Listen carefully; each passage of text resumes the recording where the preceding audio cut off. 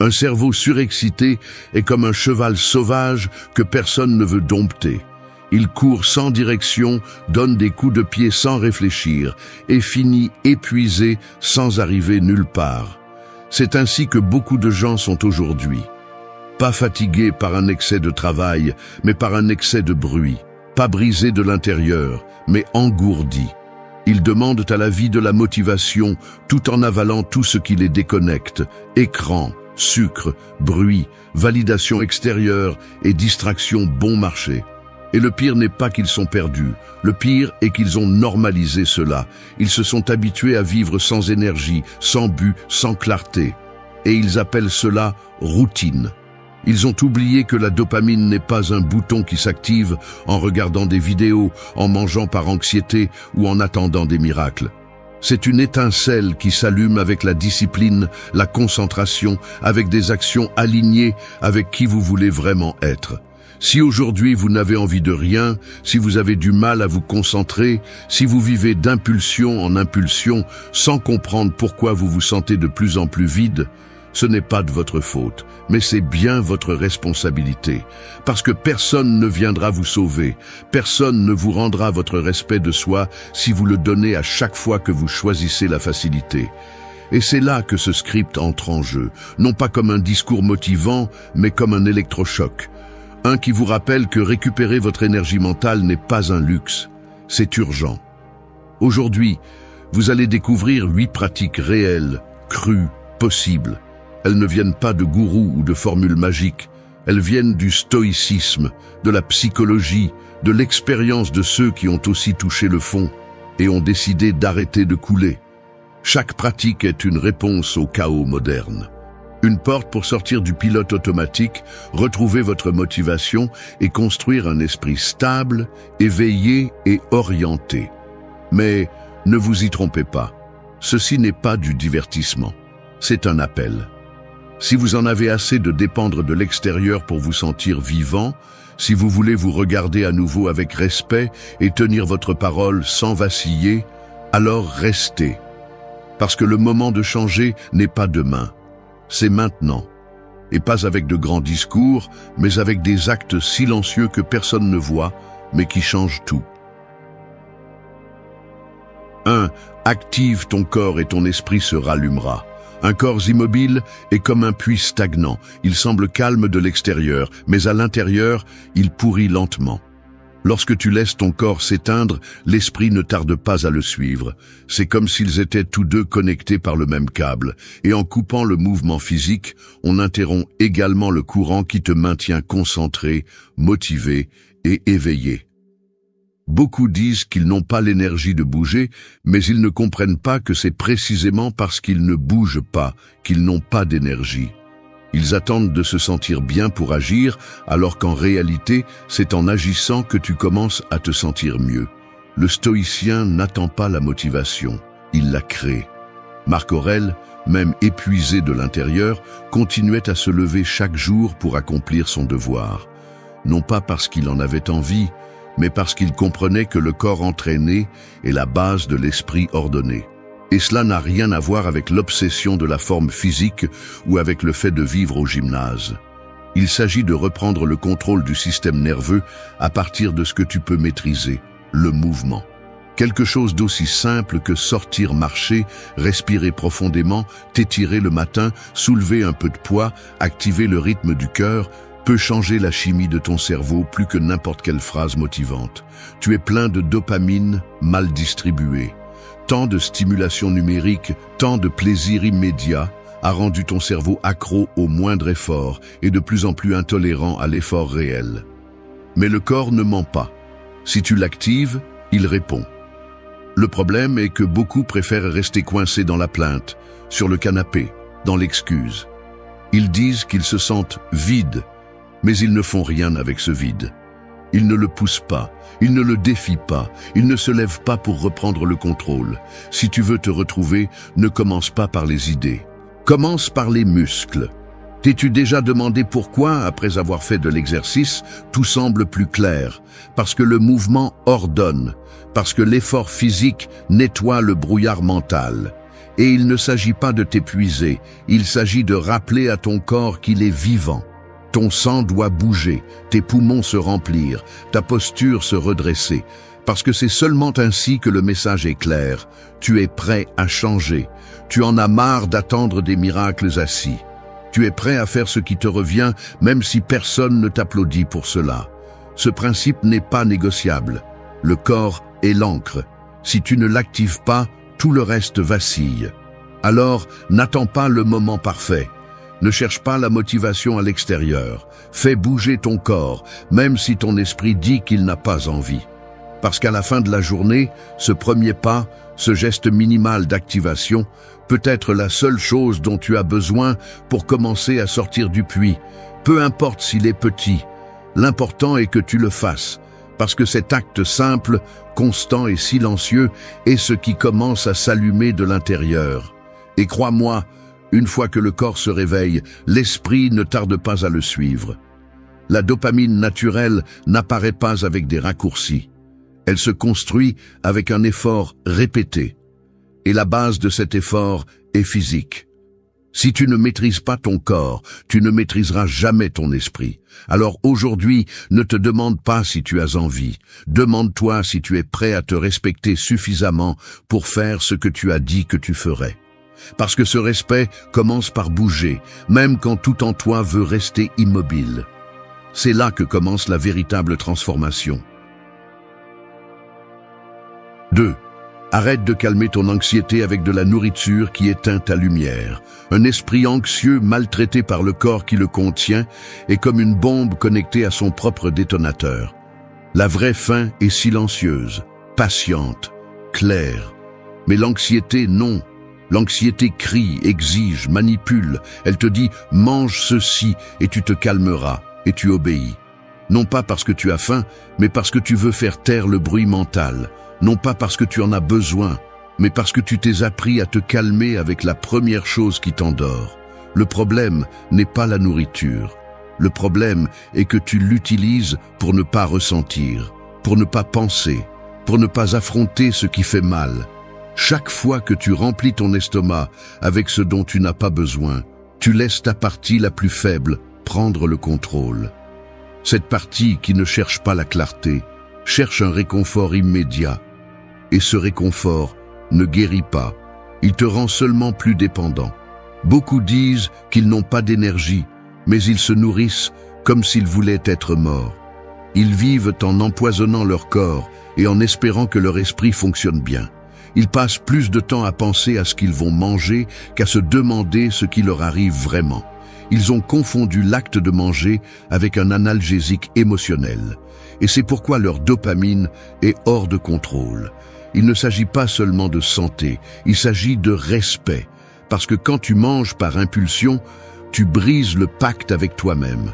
Tu te dis « je ne me soucie pas de ce que je ressens, je veux juste arrêter de le ressentir ». Et cet abandon s'accumule, il se transforme en brouillard mental, en lourdeur, en démotivation chronique. Le stoïcisme ne consiste pas à se refuser des plaisirs, il s'agit de ne pas dépendre d'eux. Sénèque disait que le véritable pouvoir réside dans la résistance au désir qui asservit. Et tu le sais. Tu sais quand tu manges par impulsion et quand tu manges en pleine conscience. Tu sais quand quelque chose te nourrit vraiment et quand ça t'endort seulement.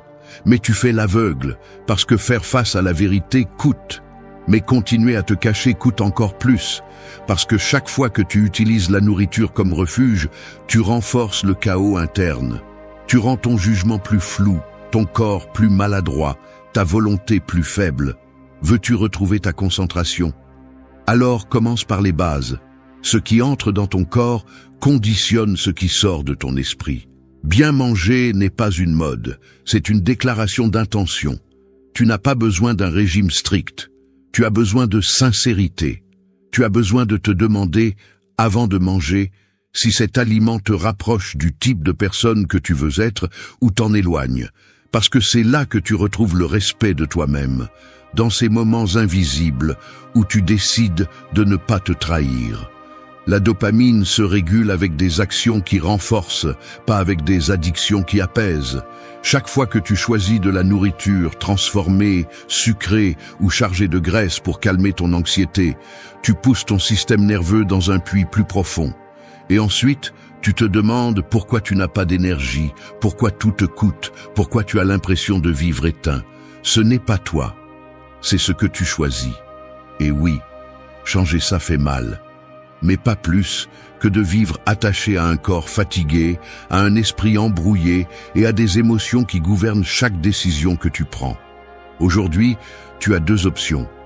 Continuer à te calmer avec ce qui te détruit ou commencer à te nourrir comme quelqu'un qui se respecte. Parce que celui qui se respecte ne mange pas pour fuir, il mange pour avancer. Et cet acte simple, répété consciemment, est ce qui reconfigure ton esprit. Ce qui rétablit ta dopamine, ce qui rallume ta lumière. 3.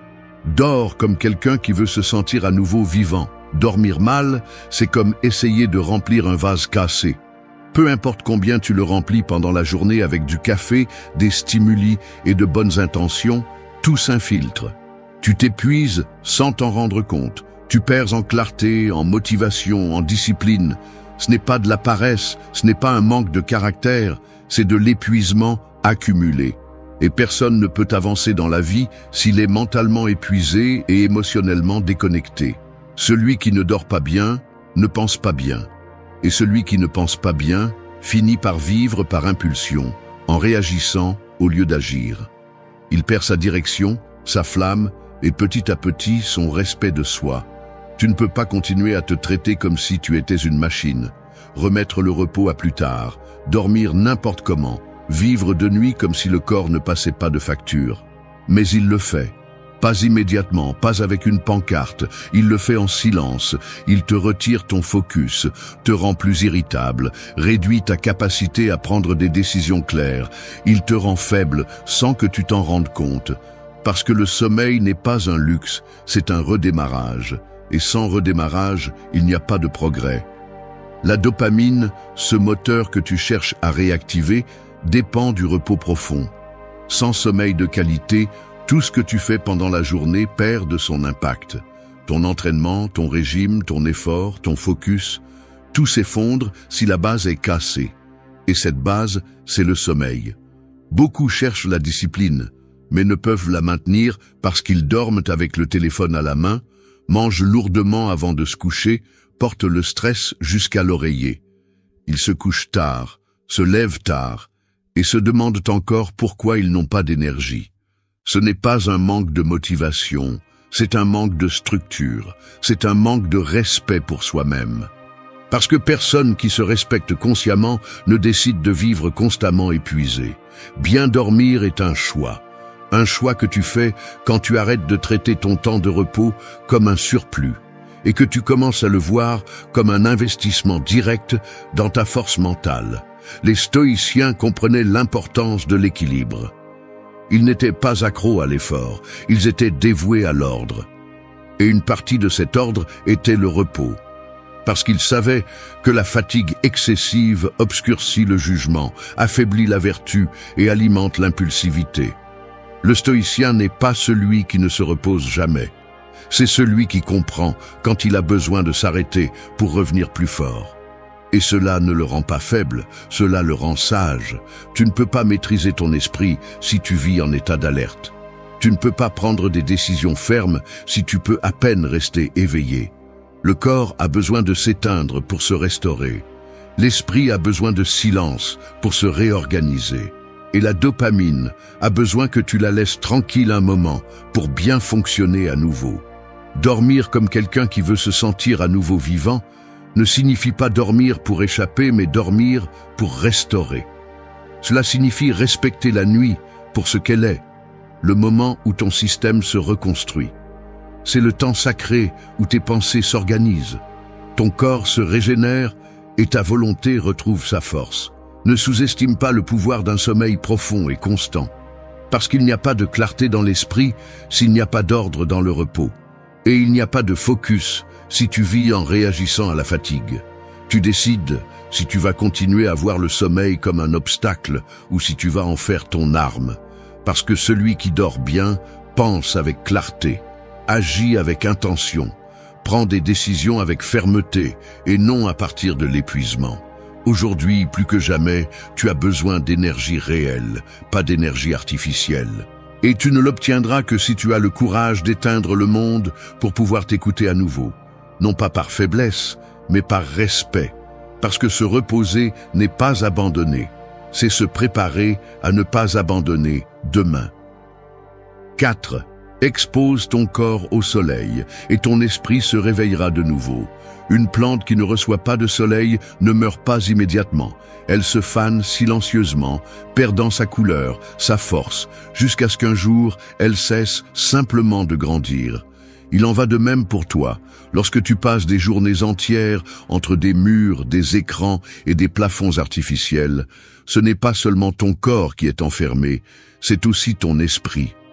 L'enfermement éteint. Le manque de lumière réelle, de contact avec la nature, éteint lentement ton énergie vitale, celle qui te permet de sentir que tu es vraiment vivant et pas seulement en fonctionnement. Tu penses que ton problème est un manque de motivation, alors qu'en réalité, c'est un manque de connexion. Ton corps n'a pas été conçu pour vivre sous des lumières LED ou pour respirer de l'air stagnant. Tu as besoin de soleil, de mouvement, de contact avec la terre, avec le ciel, avec quelque chose de plus grand que ton agenda ou tes tâches en attente. Et il ne s'agit pas de devenir mystique. Il s'agit de se rappeler que ta biologie est toujours celle d'un être humain, pas celle d'une machine. Tu as besoin de soleil pour produire de la sérotonine, pour réguler ta dopamine, pour ajuster ton rythme interne. Tu as besoin de le voir, de le sentir, de le laisser te traverser ne serait-ce que quelques minutes, parce que le soleil ne fait pas que chauffer, il réveille aussi. Lorsque tu t'éloignes du monde naturel, tu deviens plus anxieux, plus instable, plus dispersé. Ce n'est pas une coïncidence. Il y a des études qui montrent comment l'exposition quotidienne au soleil améliore ton humeur, ta concentration et ton sommeil. Ce n'est pas de la magie. C'est de la science, et c'est aussi de la philosophie. Les stoïciens ne vivaient pas enfermés. Ils marchaient, s'exposaient au monde, observaient. Marc Aurèle trouvait des réponses dans le mouvement de l'univers, dans l'ordre naturel des choses. Il ne cherchait pas à échapper à la réalité, il la confrontait avec présence. Et cette présence commence lorsque tu sors et que tu respires profondément. Lorsque tu vois la lumière et te rappelle que tu es toujours là. Il est incroyable de voir comment quelque chose d'aussi simple que sortir peut faire tant pour toi. Ce n'est pas seulement ouvrir la porte, c'est sortir avec intention. Sortir pour te reconnecter avec toi-même, pour voir le ciel, sentir l'air, te rappeler que le monde ne tient pas dans un écran. La dopamine ne se régule pas seulement avec ce que tu manges ou ce que tu fais, mais aussi avec ce que tu vois, ce que tu perçois, ce que tu laisses entrer dans ton système. Et si tu ne consommes que du contenu artificiel, des images retouchées, du bruit constant, tu épuises ton énergie sans t'en rendre compte. Tu nourris ton système avec du chaos visuel et auditif au lieu d'équilibre. La clarté n'apparaît pas entre 4 murs fermés. Elle apparaît lorsque tu te permets de respirer à nouveau. Et tu n'as pas besoin d'une montagne ou d'une plage pour le faire.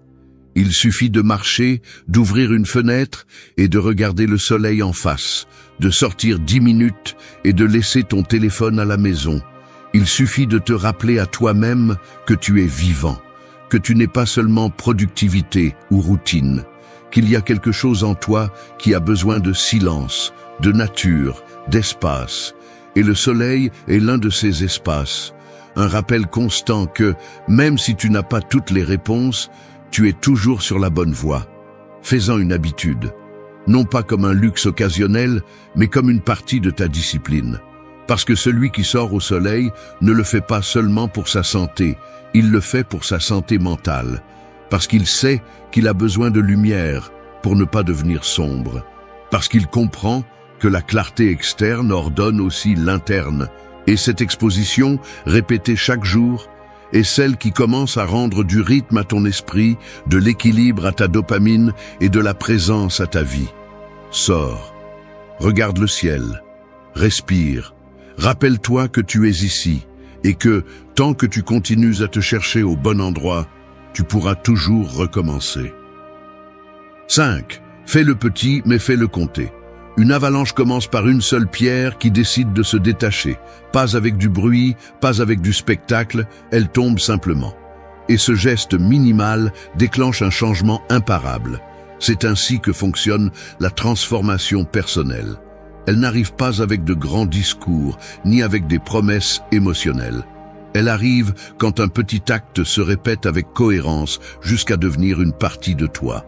Mais le problème est que beaucoup méprisent le petit. Ils croient que si ce n'est pas radical, ça ne vaut rien. Que si ça ne se voit pas, ça ne sert à rien. Ils vivent en attendant le moment parfait pour tout changer, sans comprendre que la clé n'est pas de faire plus, mais de faire l'essentiel de manière constante.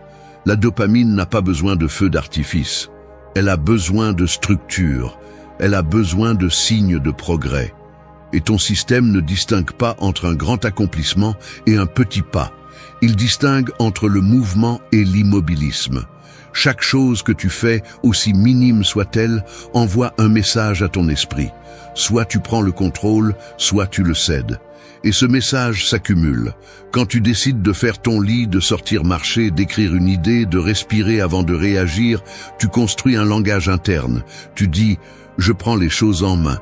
Et cela, même si tu ne le vois pas immédiatement, réorganise ta chimie interne, renforce ton estime de toi et commence à redonner une direction à ton énergie. La plupart échouent parce qu'ils essaient de tout faire d'un coup. Ils veulent nettoyer leur vie en une seule journée, mais la force ne se construit pas ainsi. Elle se construit avec précision, avec constance, avec des actes que personne n'applaudit, mais que tu sais qu'ils comptent. Le stoïcisme enseigne que le caractère se forme dans l'invisible, que la vertu n'a pas besoin de spectateurs. Marc Aurèle n'écrivait pas ses réflexions pour les autres, il les écrivait pour lui-même. Parce qu'il comprenait que le petit, lorsqu'il naît de l'intention correcte, transforme. Et c'est ce que beaucoup ont oublié, la valeur du simple, de l'humilité, du quotidien. La dopamine déséquilibrée exige des stimuli extrêmes. Mais la dopamine équilibrée s'active avec le progrès réel. Et ce progrès apparaît lorsque tu arrêtes de vouloir changer ta vie en une semaine et que tu commences à te reconstruire en silence, sans hâte. Ce que tu fais aujourd'hui, même si cela semble insignifiant, a du poids. Parce que chaque action que tu respectes renforce ton identité.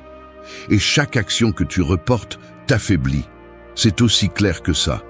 Si tu dis que tu vas faire quelque chose et que tu le fais, aussi petit soit-il, tu démontres que tu peux avoir confiance en toi. Et cette confiance génère de la stabilité. Cette stabilité crée de la clarté.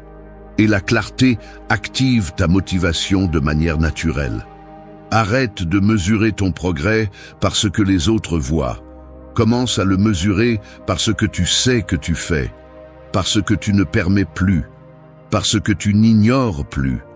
Parce que grandir, ce n'est pas tout changer, c'est ne pas se rendre à ce qui te vainquait auparavant. C'est avoir le courage de répéter ce qui est juste, même quand personne ne te félicite pour cela. Parce que le petit, répété avec intention, te donne quelque chose qu'aucune motivation externe ne peut te donner, le respect de soi. Et quand tu te respectes, tu prends soin de toi. Et quand tu prends soin de toi, ton esprit répond. Ta dopamine se stabilise, ton focus se précise, ton énergie recommence à te soulever. Aujourd'hui, tu n'as pas besoin de te promettre de grandes choses. Tu as besoin d'en faire une seule, une qui a du poids, une que tu peux soutenir, une qui te rappelle que tu es toujours là et que tu n'as pas besoin de bruit pour avancer, juste de la décision. Une action minimale, oui, mais chargée de conscience. Parce que le petit que tu fais avec âme vaut plus que le grand que tu annonces seulement. Et si tu répètes cela suffisamment, un jour tu te réveilles et tu te rends compte que tu n'es plus brisé. Tu attendais simplement qu'une pierre, la tienne, se détache pour commencer le changement. Aujourd'hui est ce jour. Fais-le petit, mais fais-le compter. 6. Reste en silence jusqu'à ce que vous puissiez vraiment vous entendre. Vivre avec un bruit constant est comme crier dans une grotte en espérant entendre la voix de quelqu'un d'autre. Tout ce qui revient est un écho, déformé, répété, vide. C'est ainsi que vit la majorité aujourd'hui, en réagissant au bruit sans rien filtrer. Ils consomment des opinions, des mèmes, des phrases, des nouvelles, des commentaires, des notifications. Et au milieu de tout ce chaos, l'essentiel est perdu. La connexion avec soi-même.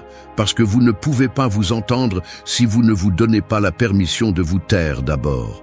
Vous ne pouvez pas savoir ce dont vous avez besoin si vous recevez constamment du bruit externe. Vous êtes rempli de voix qui ne sont pas les vôtres et c'est pourquoi vous vous sentez perdu. C'est pourquoi vous doutez de chaque décision. C'est pourquoi vous n'avez pas de clarté. La dopamine mal gérée vous rend accro au bruit, au stimulus rapide, à la sensation d'être en train de faire quelque chose, même si cette chose n'a pas de sens. Et le danger est que vous pensez que ce mouvement constant est un progrès, alors qu'en réalité, vous ne faites que courir en cercle. Sans direction, sans profondeur, sans pause. Vous remplissez votre journée de distraction pour ne pas affronter ce que le silence vous révélerait. Parce que le silence n'est pas toujours confortable. Parfois ça fait mal. Parce que c'est là que la voix que vous avez longtemps ignorée apparaît. Et cette voix n'a pas de filtre, ni d'ornement, ni d'excuse. Juste la vérité.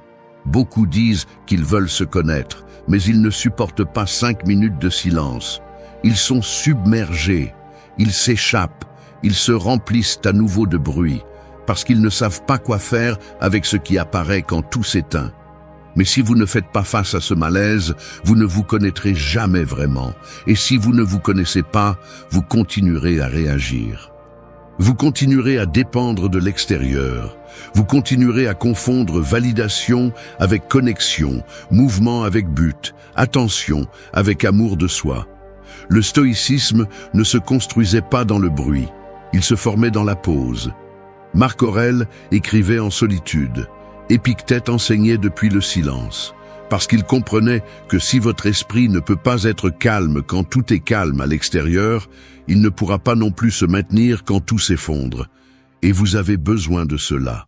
Force réelle, clarté qui ne dépend pas de l'environnement, direction qui ne vacille pas à chaque opinion étrangère. Vous n'avez pas besoin de plus de contenu. Vous avez besoin de traiter ce que vous avez déjà. Vous n'avez pas besoin de plus de stimulus. Vous avez besoin d'espace pour digérer ce que vous ressentez. Et cela ne peut être réalisé qu'à partir du silence. Je ne parle pas de s'asseoir en position de lotus ou de devenir mystique. Je parle de quelque chose de plus difficile. Éteindre le téléphone, sortir, se promener sans musique, rester avec vous sans avoir besoin de faire quelque chose. 5 minutes de présence totale peuvent vous en apprendre plus sur vous que 500 phrases d'auto-assistance. Parce qu'il n'y a pas de filtre là-bas. Il n'y a pas de performance. Il n'y a que vous. Au début, vous ne saurez pas quoi faire avec ce silence. Peut-être que cela vous mettra mal à l'aise. Peut-être que cela vous confrontera à des choses que vous n'attendiez pas. Mais si vous restez, si vous ne fuyez pas, quelque chose commence à s'organiser. Votre système nerveux baisse la garde. Votre esprit cesse de courir. Votre dopamine cesse de chercher une échappatoire et commence à se stabiliser. Parce que dans le silence, vous ne faites pas que vous reposer. Dans le silence, vous vous nettoyez. Vous vous réorganisez, vous vous retrouvez. Aujourd'hui, plus que jamais, rester en silence est un acte de pouvoir. Parce que dans un monde qui ne cesse de parler, celui qui se tait et s'écoute est celui qui voit le plus clair. Non pas par hasard, mais parce qu'il a choisi de cesser de s'anesthésier avec des stimuli et a préféré faire face à sa vérité. Rester en silence, non pas pour fuir le monde, mais pour y revenir plus fort, plus clair, plus vous. 7. Entoure-toi seulement de ceux qui te rendent la paix. Peu importe la puissance du moteur, si tu es entouré de freins, tu peux avoir de la clarté, de la discipline, une direction. Mais si ceux qui t'entourent t'éteignent constamment ton énergie, tôt ou tard tu vas stagner. Les gens ne sont pas neutres, ils te poussent vers ton centre ou t'éloignent de toi. Ils ajoutent à ton bien-être ou le sabotent sans que tu t'en rendes compte. Et le plus dangereux, c'est qu'ils le font souvent avec un sourire. Ils ne te crient pas dessus, mais ils te drainent. Ils ne t'agressent pas, mais ils t'embrouillent. Et sans t'en rendre compte, tu luttes pour maintenir ton équilibre dans un environnement qui te déséquilibre chaque jour. Ta dopamine ne répond pas seulement à ce que tu fais. Elle répond aussi à ce que tu ressens en présence des autres. Si tu passes du temps avec des gens qui se plaignent constamment, qui vivent dans la critique, le conflit, le désordre émotionnel, ton système nerveux est en alerte. Ton attention se disperse, ta motivation diminue, et le plus grave, tu commences à normaliser cette dynamique. Tu penses que vivre épuisé par le social fait partie de la vie, que porter les problèmes des autres est de l'empathie. Mais ce n'est pas le cas, c'est un manque de soin pour ton énergie. Et cela, avec le temps, te déconnecte de toi. Tu n'es pas venu pour sauver qui que ce soit, tu es venu pour grandir. Et grandir nécessite un environnement fertile, des personnes qui t'élèvent, qui te défient avec respect, qui ne sont pas en compétition avec toi, qui ne t'envient pas, qui t'écoute sans te juger, qui respecte ton processus sans le minimiser. Tu n'as pas besoin d'une foule, tu as besoin de qualité, présence, connexion réelle. Parce que si tu t'entoures de bruit humain, ton esprit ne pourra pas trouver le silence intérieur. Et sans silence, il n'y a pas de clarté. Sans clarté, il n'y a pas de concentration. Et sans concentration, ton énergie est gaspillée. Le stoïcisme l'a bien dit. Le sage choisit avec qui il partage son temps. Non par orgueil, mais par conscience. Épictète enseignait qu'il faut faire attention aux liens qui permettent à tes vertus de s'affaiblir. Parce que l'environnement influence, que tu le veuilles ou non. Et si tu t'exposes constamment à ce qui ne te construit pas, tu finiras par l'absorber. Ce que tu entends, ce que tu permets, ce que tu tolères, tout façonne ta perception et ta chimie interne. Et si tu veux un esprit fort, tu as besoin d'un cercle qui ne l'affaiblit pas. Entoure-toi de ceux qui te rendent la paix, ceux avec qui tu peux respirer plus lentement, avec qui tu n'as pas à prétendre, avec qui ta version la plus authentique ne se sent pas jugée ni en danger.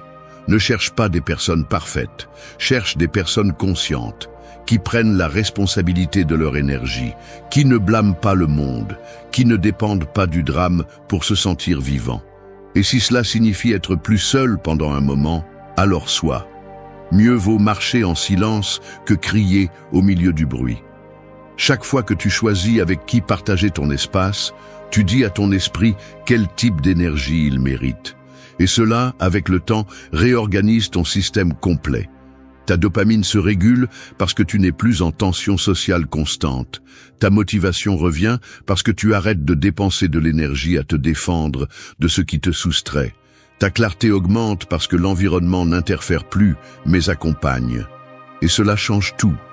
Il ne s'agit pas de devenir hermétique, il s'agit de devenir sélectif. Fais du respect pour ton énergie une norme. N'accepte pas les liens par habitude. Ne reste pas là où il n'y a plus de croissance. N'insiste pas là où il n'y a plus de réciprocité. Ta paix est un filtre. Si quelqu'un te la prend, il te montre qu'il ne doit pas rester. Écoute cela. Entoure-toi avec intention. Parce que ton environnement ne reflète pas seulement qui tu es. Il façonne aussi qui tu deviens. Et tu décides quelle version de toi va se maintenir, celle qui s'épuise à plaire ou celle qui se renforce en choisissant bien avec qui partager sa lumière. 8. Sois constant avec ce qui te renforce, même si personne ne le voit. Tu n'as pas besoin d'une foule pour devenir imbattable. Tu as juste besoin d'un engagement silencieux envers toi-même. Un engagement que personne ne voit, que personne n'applaudit, que personne ne partage. Mais que tu soutiens chaque jour quand le reste du monde dort, se plaint ou abandonne. Parce que c'est là que se construit la vraie différence. Pas dans ce qui est visible, mais dans ce qui est invisible. Pas dans ce que tu publies, mais dans ce que tu pratiques quand tu es seul. Pas dans ce que tu dis, mais dans ce que tu répètes quand tu n'as pas envie. La dopamine qui te soulève n'est pas celle qui est déclenchée par le plaisir. C'est celle qui est régulée par la direction. Tout le monde veut des résultats, mais presque personne ne veut répéter l'essentiel en silence. Il l'appelle ennuyeux, monotone, inutile. Mais il n'y a pas de clarté sans structure, il n'y a pas d'esprit fort sans répétition, et il n'y a pas de respect de soi sans constance. Peu importe à quel point ton objectif est inspirant, si tu n'es pas prêt à faire le minimum chaque jour. Peu importe combien de motivation tu as aujourd'hui, si demain tu abandonnes à nouveau. Parce que celui qui n'est pas constant avec ce qui le renforce est constant avec ce qui le détruit. Point. Le monde t'a appris à vivre de sommet, à chercher de la dopamine facile, à t'enthousiasmer pour un nouveau plan, une nouvelle routine, une nouvelle promesse.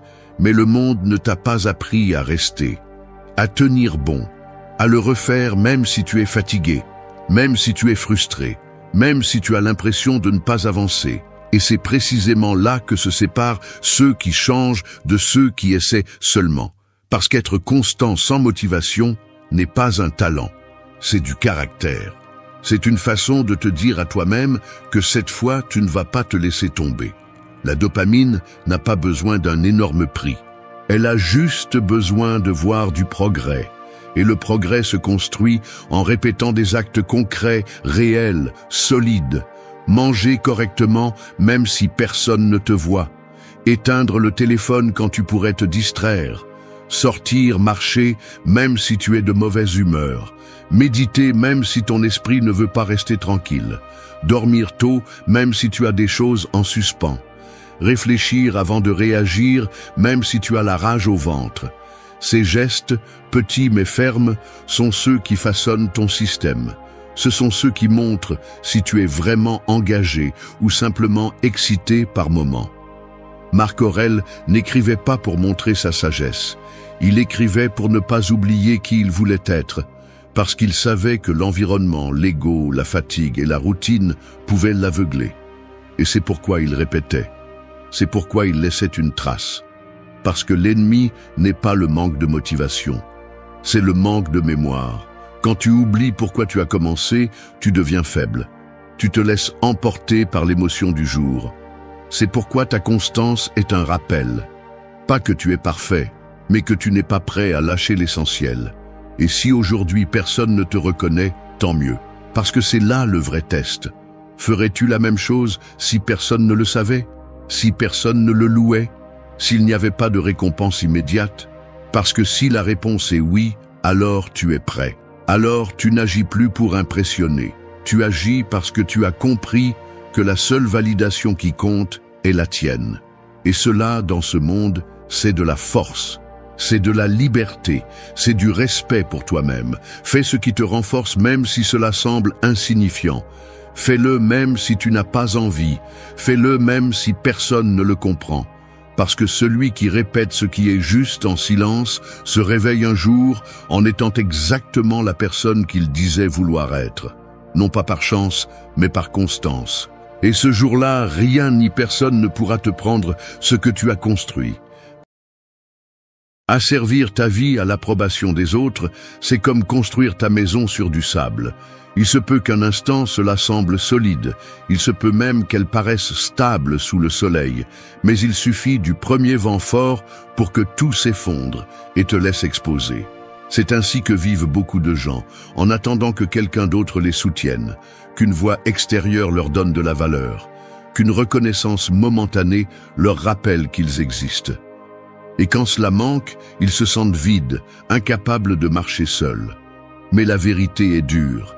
Personne ne viendra te sauver. Personne ne portera ton combat. Et tant que tu continueras à croire que ta force dépend des autres, tu resteras attaché à des chaînes invisibles que tu acceptes toi-même de porter. Le stoïcisme ne vient pas adoucir cette réalité, mais la frapper devant toi, pour que tu te réveilles enfin. Car ce n'est que lorsque tu comprends que la solitude n'est pas une punition, mais un terrain d'entraînement, que tu commences à voir le silence comme un maître et non comme un ennemi. Ce n'est pas un message confortable, il ne cherche pas non plus à plaire. C'est un appel à briser la dépendance émotionnelle, à laisser derrière soi le besoin d'applaudissements, à endurcir l'esprit pour résister et avancer sans excuse. Si tu le comprends, tu arrêteras de demander la permission d'être fort. Si tu l'appliques, tu deviendras quelqu'un qui n'a besoin de personne pour rester debout. Et si tu vas jusqu'au bout, tu découvriras 8 leçons qui peuvent marquer un avant et un après dans ta vie, à condition que tu aies le courage de les écouter et surtout de les pratiquer. 1. Apprends à trouver dans le silence le véritable commencement de ta force. Le silence est comme une forge invisible, un lieu où le bruit du monde n'entre pas et où le métal de ton caractère commence à se modeler avec le feu de ton propre esprit. Imagine-toi au milieu d'une tempête, avec des éclairs et des tonnerres qui tombent autour de toi. Alors que tout le monde court chercher un abri, l'homme qui s'est tiré parti du silence reste immobile, non pas parce qu'il ignore le danger, mais parce qu'il comprend qu'en lui-même, il a un espace où la tempête n'arrive jamais. Cet endroit est à toi, mais la plupart le craignent parce que dans le silence apparaissent les voix internes que nous essayons toujours de faire taire avec des distractions, des conversations vides et du bruit constant. Le silence est inconfortable parce qu'il dévoile la vérité. Lorsque tu cesses de parler et d'écouter l'extérieur, ce qui reste est ce que tu es vraiment, sans masque ni ornement. Là, tes peurs, tes insécurités, tes pensées les plus sombres se révèlent, et c'est pourquoi tant de gens le fuient. Mais ce que les faibles évitent, les forts l'utilisent comme une arme. Le silence devient le gymnase mental où tu entraînes la discipline, où tu apprends à ne pas réagir impulsivement et où tu cultives la clarté au milieu du chaos. Les stoïciens comprenaient bien ce pouvoir. Marc Aurèle écrivait pour lui-même dans le calme de l'aube, parce qu'il savait que le silence lui montrait ce qu'il avait besoin d'ordonner avant de faire face à l'Empire. Le silence n'est pas vide. C'est un espace fertile où germent la force et la tranquillité. Et si tu veux apprendre à ne plus dépendre des autres, tu dois commencer par t'asseoir avec toi-même, sans excuse ni évasion, en acceptant chaque pensée qui apparaît et en lui donnant une place sans peur. Dans la vie quotidienne, cela se pratique par des actes petits mais fermes. N'allume pas de musique tout le temps pour noyer ce que tu penses. Ne remplis pas chaque minute avec des mots inutiles, ni des conversations qui cherchent seulement à tuer l'ennui. Apprends à marcher sans écouteurs, à travailler sans distraction, à respirer profondément sans avoir besoin de stimuli externes. Là, dans ce vide apparent, ton esprit commence à organiser ce qui compte et à jeter ce qui ne sert pas. Tu découvres que le silence ne t'affaiblit pas, il te durcit, parce qu'il te force à affronter ce que tu es vraiment et non ce que tu sembles être devant les autres. Beaucoup pensent que le pouvoir se trouve dans le fait de parler fort, de s'imposer avec des mots ou de remplir des espaces avec du bruit. Mais le véritable pouvoir réside dans le calme de celui qui n'a pas besoin de crier pour être entendu. Le silence te donne une autorité différente parce qu'il t'apprend à mesurer tes mots, à les utiliser seulement quand ils sont nécessaires et à laisser le poids de ta présence suffire. C'est la force qui ne dépend pas des applaudissements ni de l'approbation. Chaque minute de silence conscient est une brique dans la construction de ta force intérieure. Ne le sous-estime pas, car lorsque la vraie tempête arrivera, lorsque le monde te demandera des décisions difficiles ou que la vie te mettra au pied du mur, tu n'auras pas le temps de chercher un soutien externe. La seule chose qui restera sera ce que tu as construit pendant ces heures de silence avec toi-même. Et si tu le pratiques avec constance, tu découvriras qu'en toi se trouve un pouvoir plus grand que tu ne l'imagines. Un pouvoir qui ne dépend de personne, un pouvoir qui naît au plus profond de ton calme. Le silence est le commencement de ta force, mais seulement si tu as le courage de l'affronter. Alors que les autres fuient vers le bruit, tu dois rester là, sur ce terrain inconfortable, jusqu'à ce que l'inconfort se transforme en tempérament et la solitude en discipline. Alors, et seulement alors, tu comprendras que tu n'étais jamais vide, tu avais simplement besoin de t'écouter vraiment. 2. Accepte que personne ne viendra te sauver et deviens le maître de ta vie. Croire que quelqu'un d'autre résoudra tes problèmes est comme attendre qu'un bateau qui n'a jamais quitté le port vienne te sauver d'une île.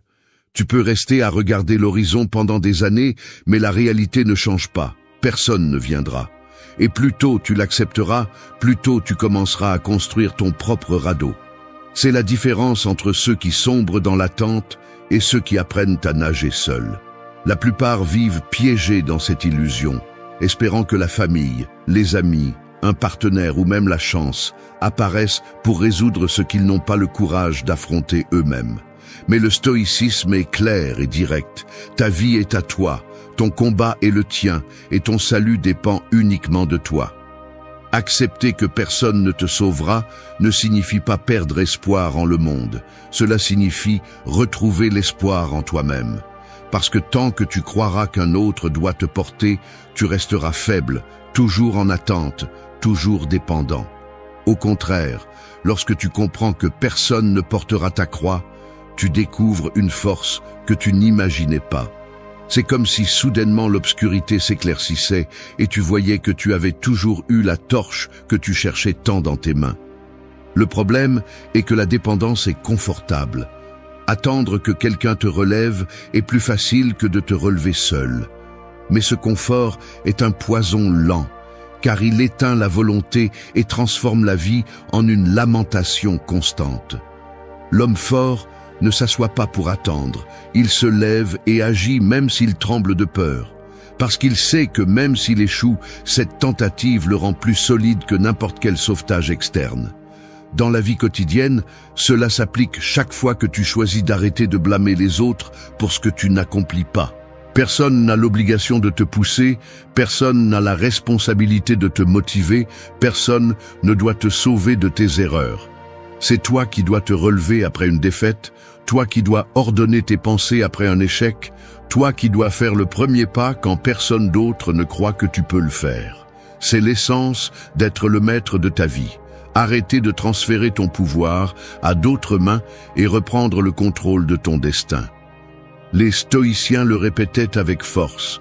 Ce que les autres font pour toi n'est pas sous ton contrôle, mais ce que tu décides de faire de ta propre existence l'est. Épictète disait que si tu attends que les choses se passent comme tu le souhaites, tu souffriras. Mais si tu travailles avec ce que tu as, tu seras libre. Personne ne peut marcher pour toi. Personne ne peut penser pour toi. Personne ne peut se battre pour toi. Et si tu l'oublies, tu remets les clés de ta vie à quelqu'un qui ne sait même pas où il doit te mener. Lorsque tu assumes cette vérité, tu changes ta façon de faire face au jour. Tu n'attends plus que quelqu'un te motive pour t'entraîner. Tu te lèves et tu le fais. Tu n'attends pas que quelqu'un te soutienne pour commencer un projet. Tu fais le premier pas avec tes propres ressources. Tu n'as pas besoin qu'on te dise quoi faire, parce que tu sais que le seul qui portera les conséquences, c'est toi. C'est la liberté d'accepter que personne ne viendra te sauver, et même si cela semble dur, cette dureté est libération. Parce que le jour où tu arrêteras de regarder l'horizon en attendant un bateau, tu commenceras à construire ta propre sortie avec tes propres mains. Et quand tu réussiras à avancer, tu n'auras pas à remercier quelqu'un de t'avoir sauvé. Tu n'auras qu'à reconnaître ton propre courage. Ce moment sera le début de ta véritable indépendance, le jour où tu comprendras que le seul capitaine de ta vie, c'était toujours toi. 3. Comprends que les chutes enseignent plus que n'importe quel conseil. Une cicatrice sur la peau en dit plus que 1000 avertissements.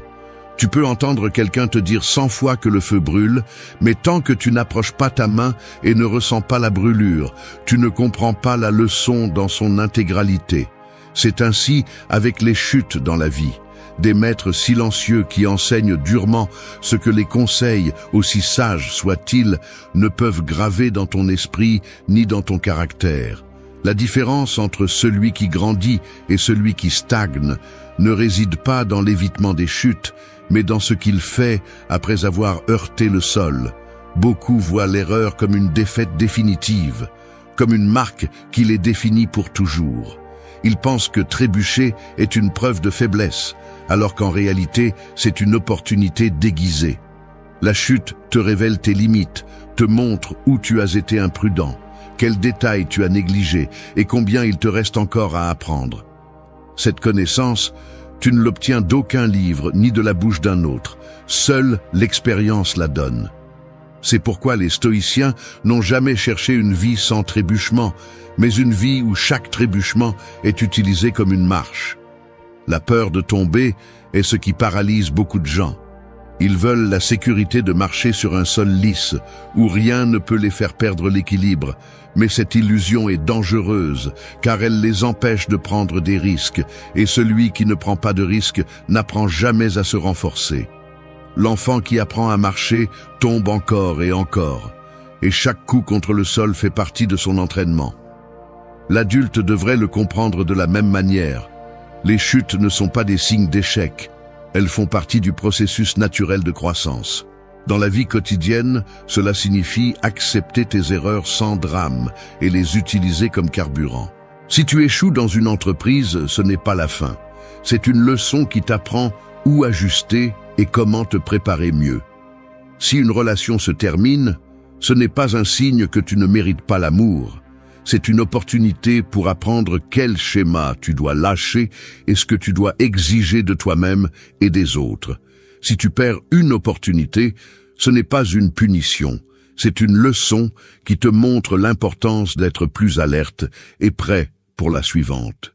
Chaque chute renferme une leçon que tu n'aurais pas acquise autrement.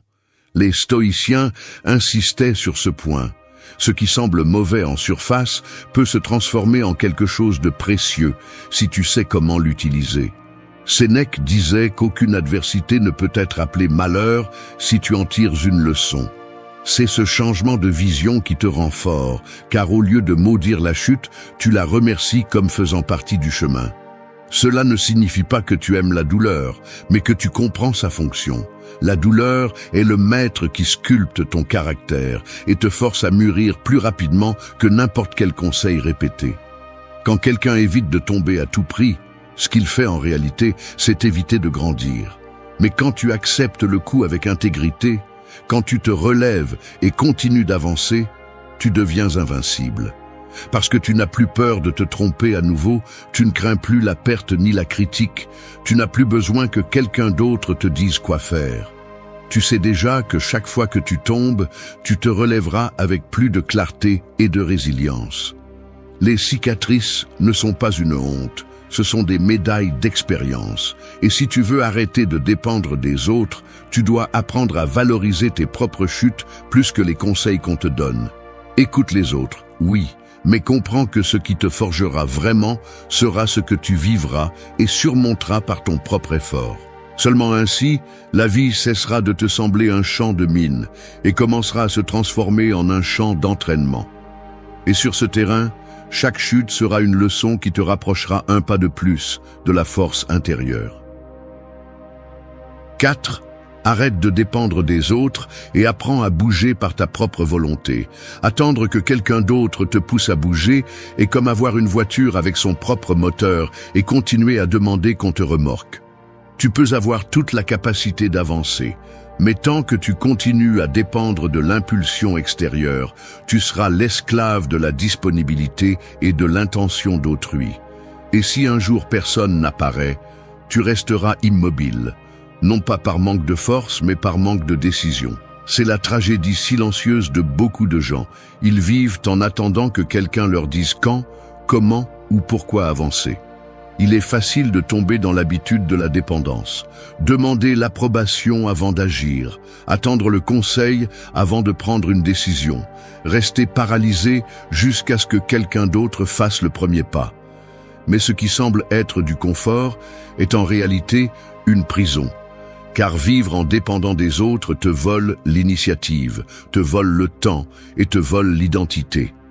Le stoïcisme ne te demande pas d'ignorer les autres, il te demande de ne pas mettre ton pouvoir entre des mains que tu ne peux pas contrôler. Quand tu apprends à bouger par ta propre volonté, tout change. Tu ne fais plus les choses parce que les autres te l'exigent, tu les fais parce que tu as une direction claire. Tu n'as pas besoin de motivation extérieure pour commencer ta journée parce que tu as déjà décidé que ton engagement est avec toi-même. Tu ne demandes pas la permission d'agir parce que tu as compris que personne d'autre ne connaît ton chemin comme toi. C'est l'essence de l'autodétermination, agir avec conviction et non par réaction. Dans la vie quotidienne, cela s'entraîne comme n'importe quel muscle. Commence par prendre de petites décisions sans demander de validation.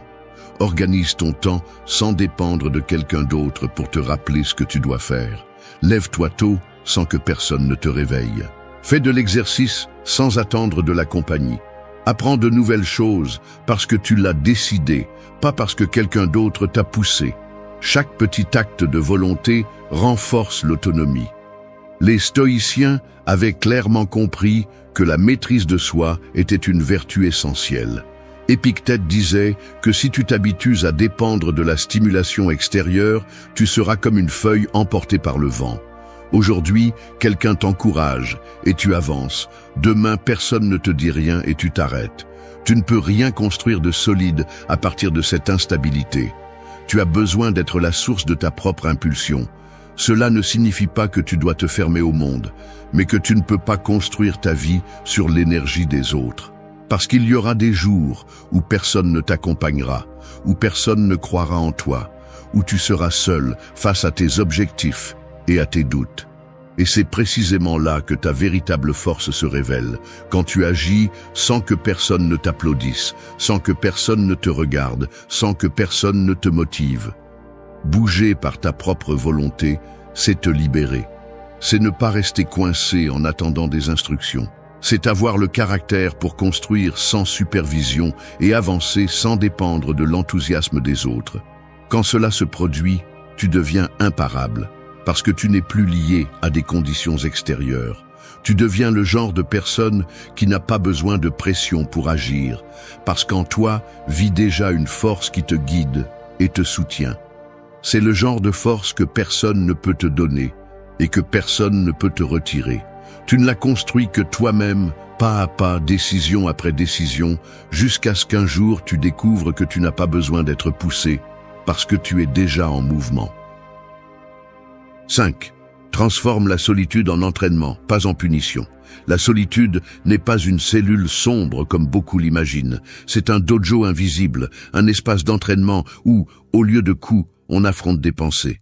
Dans cet endroit sans bruit, sans distraction, sans voix extérieures, le seul adversaire, c'est toi. Et même si au début cela semble inconfortable, c'est là que se forge le véritable caractère. Celui qui n'a jamais entraîné en solitude aura du mal à résister quand le monde lui retirera le soutien, les applaudissements et la compagnie. La plupart des gens ont peur d'être seuls parce qu'ils ont été éduqués pour croire que la présence des autres donne de la valeur, que le silence est un ennemi et que l'absence de stimulation est un échec. Mais le stoïcisme renverse complètement cette idée. Il ne s'agit pas de rejeter le monde, mais de ne pas en avoir besoin pour être en paix. La solitude, lorsqu'elle est choisie et utilisée avec un but, devient l'une des armes les plus puissantes de l'être humain. Parce que c'est là que tu découvres ton vrai visage, où tu découvres ce que tu penses quand personne ne te distrait, ce que tu ressens quand tu ne joues pas un rôle. Être seul ne signifie pas être vide. Cela signifie avoir le courage de regarder à l'intérieur sans chercher une sortie immédiate. Et cela demande plus de force que de s'adapter à n'importe quel groupe. Celui qui fuit la solitude ne se connaît jamais lui-même. Il cherche toujours la validation, la distraction ou la compagnie pour ne pas affronter ce qu'il porte en lui. Celui qui l'affronte, par contre, trouve des réponses qui ne s'achètent pas et ne s'enseignent pas, des réponses qui n'arrivent que lorsque tu arrêtes de fuir. Dans la vie quotidienne, transformer la solitude en entraînement implique d'apprendre à profiter de tes propres espaces sans dépendre du téléphone, des réseaux, des conversations superficielles ou des stimuli constants. C'est marcher sans compagnie et ne pas te sentir incomplet. C'est déjeuner sans parler à personne et ne pas ressentir de honte. C'est travailler sur tes projets sans avoir à partager chaque étape avec d'autres, juste pour te sentir accompagné. Cette pratique silencieuse crée une autonomie qui n'a pas besoin d'ornement parce qu'elle est basée sur quelque chose de beaucoup plus solide, la maîtrise de soi. Les stoïciens le savaient. Il ne se retirait pas du monde par mépris, mais par sagesse. Marc Aurèle trouvait sa clarté dans l'introspection solitaire. Sénèque écrivait au milieu de son exil, découvrant que le pouvoir de ses idées ne dépendait d'aucun contexte social. L'isolement ne les affaiblissait pas, il les renforçait. Et toi aussi, tu peux utiliser ce modèle, si tu arrêtes de voir la solitude comme une condamnation et commences à la voir comme un privilège.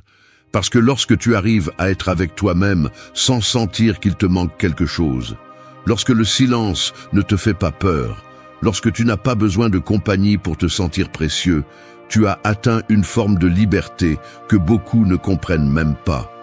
Tu n'es plus à la merci de qui te parle ou qui t'ignore, qui te cherche ou qui te laisse. Tu as construit un centre en toi qui ne se brise pas avec l'abandon ou l'indifférence. Et dans ce centre, tu peux penser clairement, agir avec intention et décider à partir de la vérité, non pas à partir du besoin. Là, tu ne demandes plus à être complété, parce que tu comprends que tu es déjà entier. Tu n'exiges plus qu'on te valide, parce que tu sais ce que tu vaux sans que quelqu'un d'autre te le dise. C'est la transformation qui se produit dans la solitude bien utilisée. 6. Reconnais que seul toi comprends ta lutte et avance avec intégrité. La vie est comme une guerre silencieuse qui se livre dans des tranchées invisibles. De l'extérieur, beaucoup pensent que tout est calme, mais seul toi sais combien de batailles tu affrontes chaque jour. Personne ne voit ce que tu penses avant de dormir, ce que tu tais pour ne pas briser, ce que tu portes sans demander d'aide. C'est ta guerre, et même si d'autres donnent leur avis, jugent ou minimisent, la réalité est une. Personne ne comprend ta lutte comme toi. L'un des pièges les plus courants est d'attendre que les autres valident ce que tu ressens ou reconnaissent ce que tu traverses. Mais ce désir est dangereux, car il donne ta force à des critères étrangers. Quand tu vis en cherchant la compréhension extérieure, tu ajustes tes pas au regard de l'autre, et petit à petit, tu cesses d'avancer avec intégrité pour avancer avec approbation. C'est là que ton chemin se brise, parce que ce que les autres ne comprennent pas, ils le critiquent. Ce qu'ils n'ont pas vécu, ils le jugent. Et ce qu'ils ne ressentent pas, ils le rejettent. Le stoïcisme ne t'invite pas à durcir le cœur ni à te fermer au monde, mais il exige une clarté brutale. Tu n'as pas besoin que quelqu'un d'autre comprenne ton processus pour qu'il soit valide. Ton avancement est à toi. Ta douleur est ton maître. Et ta cohérence vaut plus que n'importe quel applaudissement. Avancer avec intégrité signifie marcher fidèle à tes principes, même quand personne d'autre ne les partage. C'est prendre des décisions difficiles sans chercher à ce qu'elles soient expliquées ou célébrées. Dans la vie quotidienne, cela se traduit par ne pas justifier chaque pas, ne pas demander la permission de guérir à ton rythme, ne pas chercher à ce que tout le monde soit d'accord avec ta façon de surmonter ce qui t'a marqué. Si tu décides de t'éloigner d'un environnement toxique, tu n'as pas besoin que tout le monde l'approuve. Si tu choisis un chemin différent, tu n'as pas à expliquer chaque détail pour que les autres le respectent. Avancer avec intégrité, c'est comprendre que ta bataille n'a pas besoin de narrateurs externes. Beaucoup échouent à ce stade parce qu'ils sont obsédés par le besoin d'être compris. Mais la compréhension d'autrui est un luxe, pas une obligation. Et pendant que tu attends que le monde te comprenne, la vie continue d'avancer sans toi. La maturité stoïcienne implique d'accepter l'incompréhension comme une partie naturelle du processus. Tout le monde ne comprendra pas pourquoi tu as changé. Tout le monde ne saura pas ce que tu as dû lâcher. Et ce n'est pas grave. Ce qui compte, c'est que toi, tu saches pourquoi tu le fais. Sénèque disait que la plus grande tranquillité vient de vivre en accord avec ta nature. Cela signifie que ton jugement interne doit peser plus que l'opinion externe. Lorsque tu agis à partir de cette base, tu ne te brises pas avec la critique, ni ne t'élèves avec l'éloge, parce que les deux sont étrangers, éphémères, bruyants. Ce qui reste, c'est ce que tu sais en silence, que tu fais ce qui est juste, même si personne ne le célèbre. Ce n'est pas de l'arrogance, c'est de la force intérieure. Parce que celui qui a constamment besoin d'approbation vit comme une marionnette de son environnement. Mais celui qui se suffit à sa conscience marche fermement, même en solitude. C'est la force qui naît de l'engagement envers tes valeurs, pas de la validation. Et cette force se construit chaque fois que tu choisis ce qui est difficile mais correct, ce qui est inconfortable mais cohérent. Tu n'as pas besoin de crier ta lutte ni de l'embellir. Tu as juste besoin de la vivre avec honnêteté. Parce que lorsque tu comprends que personne d'autre n'a la carte de ton chemin, tu arrêtes de chercher des compagnons qui ne connaissent pas la route et tu commences à faire confiance à ta boussole interne. Cette boussole est ton intégrité. Et avec elle, même si tout le monde doute, tu continues. Même si tout le monde se tait, tu avances. Et même si personne ne comprend, tu sais exactement pourquoi tu te bats. C'est la force silencieuse qui te rend invincible à tout. 7. Libère-toi du doux poison de la reconnaissance et agis par conviction. La reconnaissance est comme un bonbon empoisonné.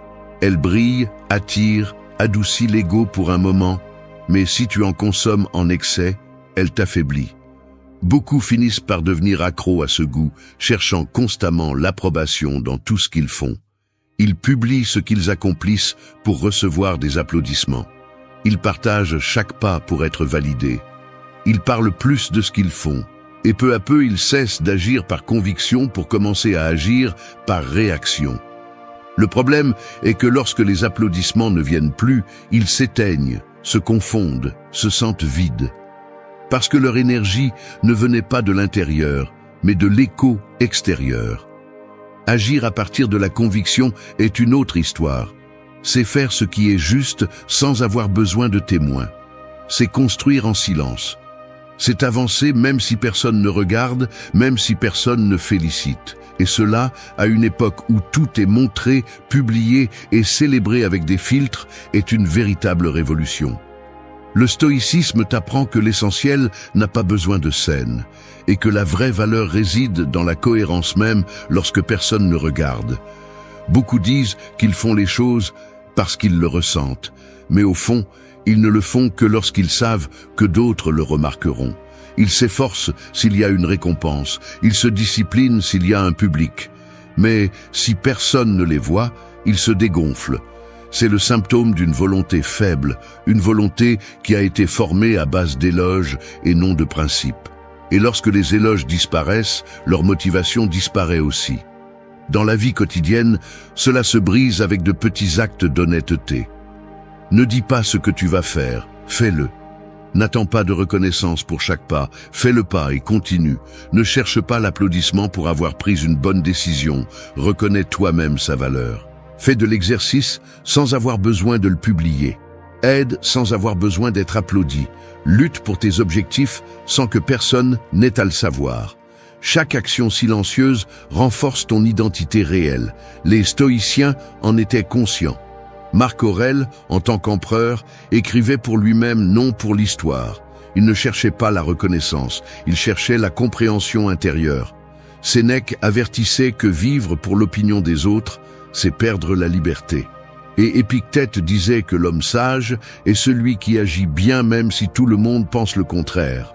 C'est la force qui vient d'agir par conviction. Peu importe s'ils le voient, le comprennent ou le célèbrent, tu sais pourquoi tu le fais. Laisser la reconnaissance externe ne signifie pas mépriser les autres. Cela signifie que tu ne conditionnes plus tes actes à leur approbation. Cela signifie que tu ne te paralyses pas s'il n'y a pas d'applaudissements, que tu n'as pas besoin de crier tes succès ni de les embellir, parce que ton focus n'est pas sur comment ils le voient, mais sur comment tu le vis. C'est la vraie liberté, quand tu peux te tenir sur tes principes sans avoir besoin d'être applaudi. Et ce n'est pas facile, parce que nous sommes tous, à un moment donné, séduits par l'éloge. Mais le problème n'est pas de le recevoir, le problème est d'en avoir besoin pour continuer. Lorsque tu en fais une nécessité, tu donnes le contrôle de ton énergie aux autres. Et s'ils ne répondent pas comme tu l'espères, tu tombes. C'est pourquoi il est essentiel de couper cette dépendance avant qu'elle ne devienne une addiction. Fais-le pour toi, pour qui tu construis, pour ce que tu sais que tu vaux même si personne ne te le dit. La reconnaissance n'est pas mauvaise, mais elle ne doit pas être ton moteur. Le moteur doit être ta vision. ton éthique, ta décision d'être meilleur chaque jour. Et lorsque tu réussiras à agir à partir de là, tu découvriras une force qui ne s'éteint pas, une volonté qui n'a pas besoin d'applaudissements, une conviction si ferme que le bruit du monde ne pourra plus te distraire. 8. Ta propre source de force allume le moteur qui est en toi. En chaque personne, il y a un moteur éteint qui attend que quelqu'un d'autre l'allume. Certains attendent qu'il soit allumé par un partenaire, d'autres par un professeur, un objectif, une promesse ou une motivation soudaine qui arrive comme un éclair d'inspiration. Mais le problème est là, ils attendent. Et pendant qu'ils attendent, la vie passe. Les années s'accumulent et la frustration grandit, car ils continuent à croire que l'impulsion pour commencer doit venir de l'extérieur. C'est comme avoir un feu dans la poitrine, mais ne pas savoir que l'étincelle est dans tes propres mains. Le stoïcisme enseigne une vérité qui dérange mais libère. Tu es le seul responsable de l'allumage de ce moteur. Il n'y a rien de plus dangereux que de vivre en attendant d'être poussé par quelque chose d'externe. Parce que si ce qui te motive ne dépend pas de toi, alors ce qui te retient ne dépend pas non plus de toi. Être fort commence lorsque tu comprends que personne d'autre ne viendra te donner la permission ou l'énergie dont tu as besoin. Ta force ne peut pas dépendre d'une autre personne, ni d'un bon jour, ni d'une circonstance idéale. Être ta propre source de force, c'est apprendre à bouger même si tu n'en as pas envie. C'est prendre des mesures sans dépendre de l'humeur. C'est comprendre qu'il y a des jours où tu te sentiras sans motivation, sans compagnie, sans résultat, mais tu dois quand même agir. Parce que si tu attends de te sentir bien pour commencer, tu ne commenceras jamais. Ce moteur interne s'allume avec des décisions, pas avec des émotions, avec conviction, pas avec inspiration momentanée. Dans la vie quotidienne, cela se pratique lorsque tu décides de te lever même si tu es fatigué, lorsque tu travailles même si personne ne t'applaudit, lorsque tu continues même si tu ne vois pas de résultats immédiats. C'est dans ces moments que la plupart des gens s'arrêtent, mais tu dois continuer. Parce que chaque pas que tu fais de ta propre volonté et non de ton humeur renforce le muscle le plus important, ton caractère. Les stoïciens le savaient très bien. Ils n'attendaient pas que le monde soit en leur faveur pour agir. Ils n'attendaient pas de se sentir prêts à faire ce qu'ils devaient faire. Ils agissaient avec discipline, avec direction, avec la certitude que le devoir est au-dessus du désir. Marc Aurèle n'avait pas le luxe de se demander chaque jour s'il avait envie de diriger un empire en crise. Il le faisait simplement parce qu'il avait compris que l'action guidée par des principes vaut plus que 1000 excuses ornées. Et toi, si tu veux arrêter de dépendre des autres, tu dois cultiver ce même feu. Un feu qui ne s'éteint pas avec la fatigue ni avec la critique. Un feu qui reste allumé parce que tu l'alimentes chaque jour avec des habitudes, avec de la concentration, avec des décisions difficiles prises en silence. Ce feu devient ton centre. Tu n'as plus besoin de motivation externe. Tu ne cherches plus quelqu'un pour te pousser, parce que tu es toi-même suffisant pour initier le mouvement. Être ta propre source de force signifie aussi ne pas utiliser quelqu'un comme excuse pour ne pas avancer. Ne blâme pas tes parents, ton environnement, ton histoire. Tout cela peut influencer, oui, mais ne détermine pas. Ce qui détermine, c'est ce que tu décides de faire avec ce que tu as reçu, ce que tu choisis de construire à partir de tes ruines, ce que tu es prêt à maintenir quand tout autour de toi t'invite à abandonner. Le jour où tu arrêtes de chercher du feu à l'extérieur et que tu commences à l'allumer en toi, tout change. Parce que le rejet, la solitude, l'incertitude ne te retiennent plus. Tu n'as plus besoin de stimulation. Tu as juste besoin de te rappeler qui tu es, pourquoi tu fais ce que tu fais et où tu vas. C'est la force qui ne se brise pas, qui ne se prête pas, qui ne se négocie pas. Une chaîne invisible pèse plus qu'un carcan de fer. On ne la voit pas, mais elle serre plus fort que n'importe quelle prison physique. C'est ainsi que fonctionnent les comportements que le stoïcisme enseigne à ne pas tolérer. Ils se présentent déguisés en normalité, comme des mots doux ou des coutumes acceptées, mais finissent par te voler ta dignité, ta paix et ta liberté intérieure. Les abus cachés, le manque d'intégrité, l'arrogance qui prétend s'imposer, les plaintes constantes qui intoxiquent, la pression des autres qui cherchent à te soumettre, tous sont des poisons subtils qui, si tu les permets, finissent par corrompre ta vie. Le stoïcien comprend quelque chose de clair. Chaque fois qu'il tolère ce qui le dégrade, il donne une partie de lui-même. Une vie sans dignité est une vie amputée. Il ne s'agit pas de discours vides ni de feindre la force, mais d'établir des limites fermes. Reconnaître quand une attitude détruit ton esprit et l'arrêter sans excuse.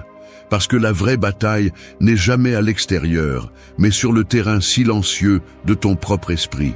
Celui qui cède à l'abus, à la manipulation ou au mensonge, finit par être asservi par ce qu'il a permis.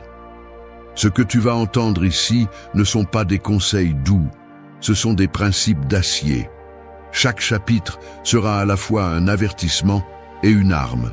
Il te montrera ce que tu ne dois jamais accepter et comment y faire face avec fermeté. Parce que tolérer l'intolérable n'est pas de la patience, c'est de l'autodestruction. Ce chemin ne cherche pas à te rendre insensible, mais indomptable. Que tu comprennes que ta paix vaut trop pour la laisser entre des mains étrangères, que ton esprit est trop fort pour le traîner dans la plainte ou le mensonge, et que ton âme est trop digne pour se rabaisser face à la pression extérieure. Reste jusqu'à la fin. Ici, tu découvriras des armes pratiques qui, si tu les fais tiennes, te rendront impossible à briser. 1. Ne tolère pas la maltraitance cachée. Les épines les plus dangereuses ne sont pas celles que tu vois, mais celles qui se cachent sous les pétales de belles fleurs. C'est ainsi qu'est la maltraitance cachée. Elle n'arrive pas avec des cris qui te font reculer, ni avec des coups que n'importe qui reconnaîtrait, mais avec des mots déguisés en blagues, avec des silences calculés, avec des gestes qui prétendent te dévaloriser sans que tu t'en rendes compte au début. C'est un poison lent qui s'infiltre dans l'esprit, vole ta confiance et use ta dignité. Le stoïcisme enseigne que la force de l'âme se mesure à la capacité d'identifier ces formes cachées d'agression et de les couper à la racine, car ce que tu tolères une fois devient une norme silencieuse pour toujours. La maltraitance cachée est insidieuse, car elle cherche à instiller en toi le doute. Elle te fait penser que peut-être tu exagères, que peut-être c'est de ta faute, que tu ne devrais pas réagir. C'est précisément là qu'elle cause le plus de dommages, car elle ne fait pas seulement mal, elle confond. Marc Aurèle avertissait que ce qui blesse l'âme n'est pas ce que les autres disent ou font, mais le jugement que tu en fais. Mais ne confonds pas cet enseignement. Il ne s'agit pas de justifier l'agresseur, ni de normaliser son comportement, mais de comprendre que la première ligne de défense est dans ton discernement. Si tu l'appelles par son nom, il cesse d'être invisible. Et si tu arrêtes de le justifier, il cesse d'avoir du pouvoir sur toi. Le stoïcisme n'invite pas à répondre avec colère, car réagir avec rage est tomber dans le même jeu. La réponse stoïcienne est la fermeté. C'est la limite claire et silencieuse qui dit « pas ici ». Il ne s'agit pas de hausser la voix, mais de garder son calme, tout en s'éloignant de ce qui cherche à te rabaisser. Car quand quelqu'un déguise la maltraitance en jeu, en ironie ou en préoccupation, ce qu'il cherche vraiment, c'est à dominer ta perception. Et si tu lui donnes ce pouvoir, tu perds ta liberté intérieure. Ne pas tolérer la maltraitance cachée implique de cultiver le respect de soi. Cela signifie reconnaître que ta paix n'est pas négociable, que ta valeur ne dépend de l'approbation de personne, et que celui qui cherche à te faire du mal en silence ne mérite pas de place dans ta vie. La discipline stoïcienne te rappelle que tu ne peux pas contrôler ce que font les autres, mais tu peux décider de ce que tu permets. Et permettre ce qui dégrade ta dignité, c'est te trahir toi-même. Quand tu cesses de tolérer ces attitudes, tu envoies un message clair à ton propre esprit. Je vaux quelque chose, je décide, je ne me soumets pas. Cet acte de respect de soi est plus puissant que n'importe quelle vengeance, car il réaffirme que ta force ne dépend pas de la soumission des autres, mais de ta capacité à rester ferme dans ce que tu es. La vraie victoire n'est pas d'exposer l'agresseur, mais de ne pas laisser ses paroles ou ses gestes cachés définir qui tu es. La maltraitance cachée est comme un voleur qui entre la nuit, sans faire de bruit, te volant ce qu'il y a de plus précieux pendant que tu dors. Le stoïcien ne dort pas face à ces signaux. Il est éveillé, attentif, conscient. Et c'est pourquoi, au lieu de réagir impulsivement, il agit avec clarté. Il ne cède pas, il ne s'épuise pas dans des luttes vaines. Il s'éloigne simplement et protège sa paix, car rien ni personne ne mérite le prix de ta dignité. 2. N'accepte pas le manque d'intégrité. Un bâtiment peut sembler imposant, mais si ses fondations sont remplies de fissures, tôt ou tard, il s'effondrera avec fracas. Il en va de même pour les personnes et leurs actions. Sans intégrité, tout le reste devient fragile, vide et sans valeur. Le manque d'intégrité est un poison qui se cache dans les promesses brisées, dans les paroles qui ne correspondent pas aux actions, dans les principes qui se plient au premier vent de commodité. Il peut sembler petit en apparence, mais lorsqu'il est toléré, il corrode la confiance, détruit la paix et transforme toute relation ou projet en un terrain instable. Le stoïcisme enseigne que vivre sans intégrité, c'est vivre divisé. Et un esprit divisé ne peut jamais être libre. Accepter le manque d'intégrité chez les autres, c'est permettre que le mensonge et l'incohérence s'installent dans ta vie comme des invités non désirés. Mais accepter le manque d'intégrité en toi-même est encore plus destructeur, car cela signifie trahir ta propre âme. Quand tu dis que tu vas faire quelque chose et que tu ne le fais pas, quand tu justifies des actions que tu sais contraires à tes valeurs, quand tu te tais par commodité, ce qui devrait être défendu, tu perds plus que de la crédibilité. Tu perds confiance en toi. Sénèque rappelait que personne ne peut se considérer sage s'il ne vit pas selon ce qu'il prêche, car la sagesse n'est pas une théorie, c'est la cohérence mise en pratique. Le stoïcien comprend que l'intégrité n'est pas un luxe, c'est une exigence. Il ne s'agit pas de paraître parfait, mais d'être constant dans ce que l'on croit juste, de faire coïncider les paroles avec les actes, de maintenir le caractère ferme, même lorsque personne ne regarde. C'est la véritable liberté, ne pas avoir besoin de masque, ne pas dépendre du mensonge pour avancer, ne pas se rabaisser au jeu de ceux qui disent une chose et en font une autre. Dans la pratique quotidienne, vivre avec intégrité exige de la discipline. Cela signifie tenir ce que tu dis, même si personne ne regarde. Cela signifie tenir ta parole même lorsque le coût est élevé. Cela signifie ne pas vendre tes valeurs pour le confort ou pour l'approbation sociale. Cette attitude est inconfortable dans un monde où beaucoup choisissent la facilité sur la justesse, mais c'est précisément ce malaise qui te distingue. Marc Aurèle disait que la dignité de l'être humain se mesure par la cohérence de ses actes, non par l'approbation qu'il reçoit des autres. Quand tu n'acceptes pas le manque d'intégrité, tu deviens un phare silencieux. Tu n'as pas besoin d'imposer tes valeurs avec des cris, il suffit de les vivre de manière constante. Cette fermeté inspire plus que 1000 discours et protège ton esprit de tomber dans la médiocrité. La véritable paix intérieure naît de savoir que tu ne te mens pas à toi-même, que ta vie n'est pas soutenue par des excuses ou des contradictions, mais par des principes fermes qui résistent à l'épreuve du temps. Le manque d'intégrité peut se déguiser en opportunité, en nécessité ou en stratégie, mais il reste une fissure qui, tôt ou tard, fera tomber tout ce que tu construis. Le stoïcien ne négocie pas avec cette fragilité. Il comprend que rien d'externe ne vaut plus que la sérénité d'une conscience propre. C'est pourquoi il n'accepte pas ce qui est tordu, ne tolère pas l'incohérence et ne se vend pas pour des raccourcis. Parce que celui qui reste intègre, même dans l'adversité, est invincible. 3.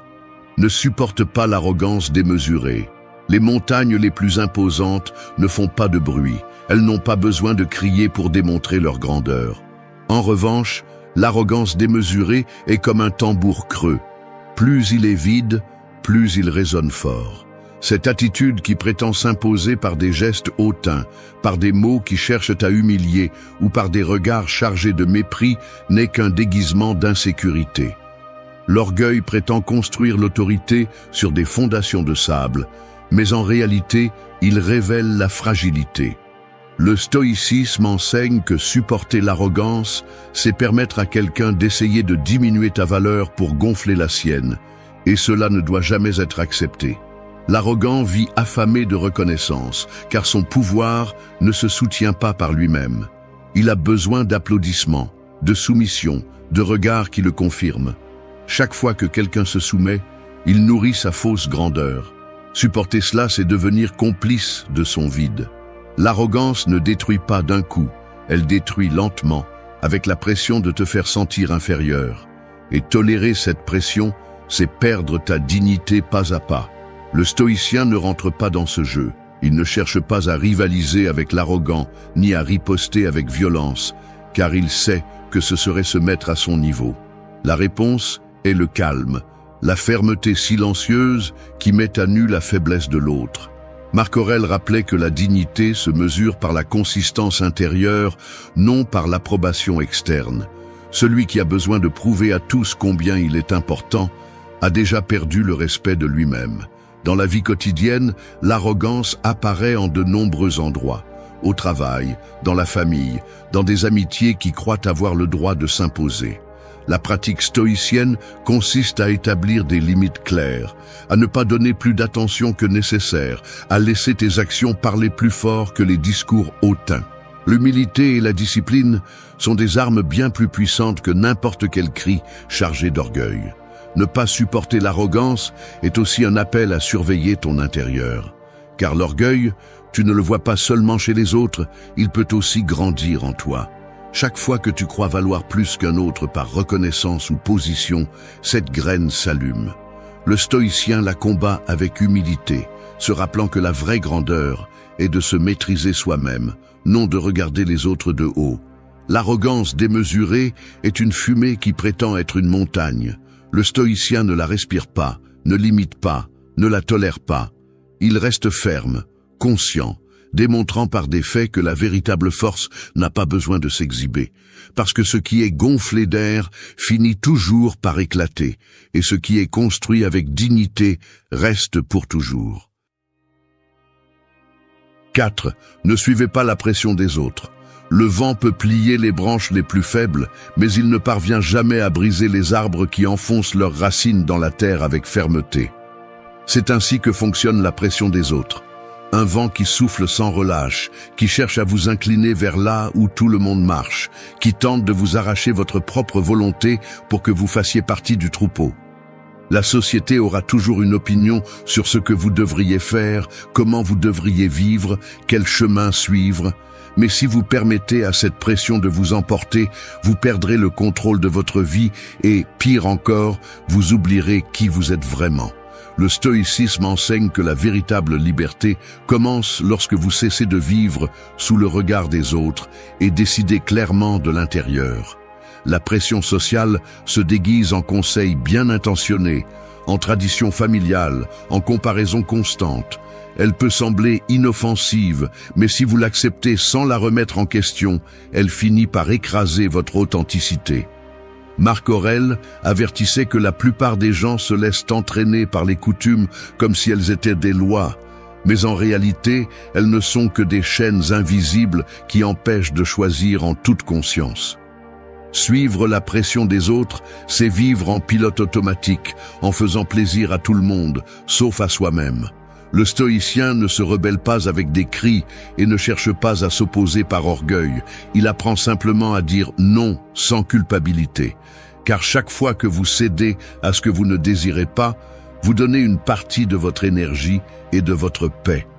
La discipline intérieure se démontre lorsque vous êtes capable de rester ferme, même si l'environnement veut vous modeler à sa convenance. Il ne s'agit pas de rejeter tout ce qui est externe, mais de filtrer ce qui résonne vraiment avec vos valeurs et de rejeter ce qui ne cherche qu'à obtenir l'approbation. Dans la vie quotidienne, la pression est partout. Des amis qui insistent pour que vous fassiez la même chose qu'eux, des membres de la famille qui attendent que vous répondiez à des attentes qui ne sont pas les vôtres, des environnements de travail qui vous poussent à concourir dans une course que vous n'avez jamais voulu courir. Ne pas suivre la pression des autres ne signifie pas vivre isolé ou en guerre contre le monde. Cela signifie choisir consciemment dans quelle direction marcher. Cela signifie valoriser la solitude plutôt qu'une compagnie qui vous oblige à renoncer à votre authenticité. Cela signifie comprendre que la vie est trop courte pour la passer à suivre des scripts écrits par d'autres. Et cela signifie, surtout, accepter que décevoir les autres est beaucoup moins grave que de se trahir soi-même. Le vent de la pression ne cessera jamais de souffler, mais l'important est de savoir à quel point vos racines sont profondes. Le stoïcien s'entraîne chaque jour à cette racine intérieure, en cultivant des principes, en renforçant l'esprit et en se rappelant que sa valeur ne dépend ni des applaudissements ni des critiques. La force ne réside pas dans la résistance par obstination, mais dans le maintien du calme, tout en choisissant son propre chemin. La pression des autres peut plier beaucoup de gens, mais pas celui qui est enraciné dans sa propre vérité. C'est le message du stoïcisme. La liberté commence quand vous comprenez que vous n'avez pas à suivre le courant. Vous pouvez marcher fermement contre le vent si vos racines sont suffisamment profondes. Et dans cet acte silencieux, vous retrouvez votre dignité, votre paix et votre véritable liberté. 5. Ne cohabitez pas avec la plainte constante. Les gouttes d'eau ne brisent pas la roche par leur force, mais par leur répétition interminable. C'est ainsi avec la plainte constante. Une goutte après l'autre qui, bien qu'elle semble inoffensive, finit par user l'esprit et briser la paix intérieure. La plainte ne résout rien, ne construit rien, ne transforme rien. Elle se répète seulement, absorbant de l'énergie et entraînant celui qui l'écoute dans un état de victimisation perpétuelle. En cohabitant avec la plainte, que ce soit la vôtre ou celle des autres, vous vous condamnez à un cercle sans issue où il y a toujours quelque chose à regretter et jamais quelque chose pour agir. Le stoïcisme enseigne que la vie est définie par l'attitude avec laquelle vous affrontez ce que vous ne pouvez pas changer. Et tolérer la plainte, c'est permettre à l'inutile de gouverner votre esprit. La plainte est attrayante parce qu'elle donne l'illusion de soulagement. Vous pensez que l'exprimer libère le poids, mais tout ce qu'elle fait est de le renforcer. Plus vous parlez de vos problèmes sans chercher à les résoudre, plus vous leur donnez de pouvoir. C'est comme attiser un feu en espérant qu'il s'éteigne de lui-même. Sénèque disait que ce n'est pas l'adversité qui épuise l'homme, mais la manière dont il l'affronte. La plainte est la preuve la plus claire de ce manque d'affrontement. Au lieu d'assumer la responsabilité, on choisit la lamentation comme refuge confortable. En cohabitant avec la plainte des autres, vous devenez également une victime indirecte. Les paroles négatives s'infiltrent, chargent l'atmosphère et finissent par contaminer votre humeur. Le râleur perpétuel cherche à entraîner tout le monde dans son état, parce que sa plainte n'est pas faite pour libérer, mais pour partager le poids. Le stoïcien ne se prête pas à ce jeu. Il écoute ce qui est nécessaire, comprend, mais ne se laisse pas envelopper.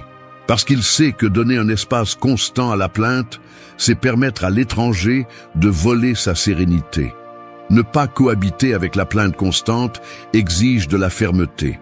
En vous-même, cela signifie observer chaque fois que vous tombez dans cette habitude et l'arrêter. Non pas avec culpabilité, mais avec discipline. Vous demandez, est-ce que ce que je dis me rapproche d'une solution ou ne fait qu'alimenter le problème ? Le stoïcisme ne cherche pas à vous transformer en une pierre insensible, mais en quelqu'un qui comprend que l'énergie est trop précieuse pour être gaspillée en ce qui ne change rien. Le râleur croit que sa douleur est unique, mais la philosophie rappelle que la souffrance est une partie naturelle de la vie. La différence réside dans le choix de l'affronter avec dignité ou de l'alimenter avec des lamentations. Celui qui s'habitue à se plaindre devient l'esclave de sa propre voix, tandis que celui qui décide de se taire et d'agir devient maître de lui-même. Dans la pratique quotidienne, cela implique de transformer la plainte en action ou en acceptation. si quelque chose peut être changé, que vos paroles se transforment en actions concrètes. La plainte constante est comme un écho dans une caverne. Elle se répète et se répète jusqu'à devenir insupportable, mais elle ne change jamais la réalité. Le stoïcien ne cohabite pas avec cet écho. Il ne le tolère pas et ne le transforme pas en habitude.